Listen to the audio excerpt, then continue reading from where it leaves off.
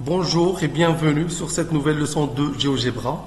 Aujourd'hui, nous allons voir comment déterminer la primitive d'une fonction et aussi comment calculer l'intégrale d'une fonction sur un intervalle donné. Alors, pour calculer l'intégrale d'une fonction, ou bien pour déterminer la primitive d'une fonction, on utilise la commande de GeoGebra intégrale. La commande intégrale. Intégrale, et entre crochets on met la fonction à intégrer. Exemple, si je mets x, ça va me donner x au carré. Si je mets par exemple ici x au carré, ça va me donner un tiers x au cube, et ainsi de suite. Je vais prendre un exemple un peu plus compliqué. Exemple 1 sur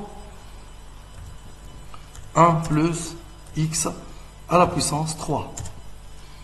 Voilà la primitive de 1 sur 1 plus x au cube. C'est vraiment très compliqué.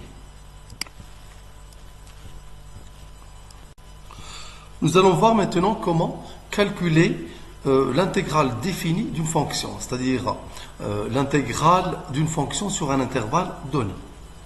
Alors, je supprime ces exemples-là.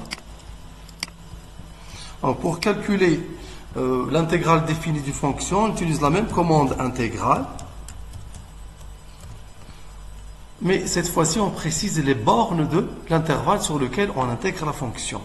Exemple, la fonction x au carré, ou bien la fonction x. Si je veux l'intégrer sur 0,1, je précise les bornes ici, je mets virgule 0, virgule 1.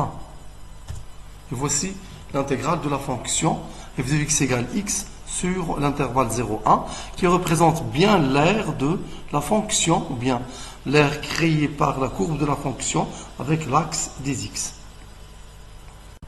Alors essayons de traiter un autre exemple simple.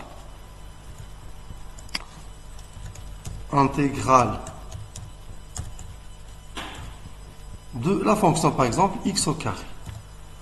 Mais on va préciser l'intervalle sur lequel on intègre la fonction, par exemple sur 0,1, virgule 0, virgule 1.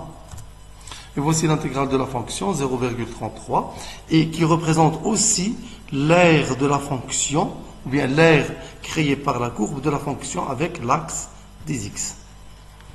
Voilà, c'est terminé. Merci. Au prochain tuto.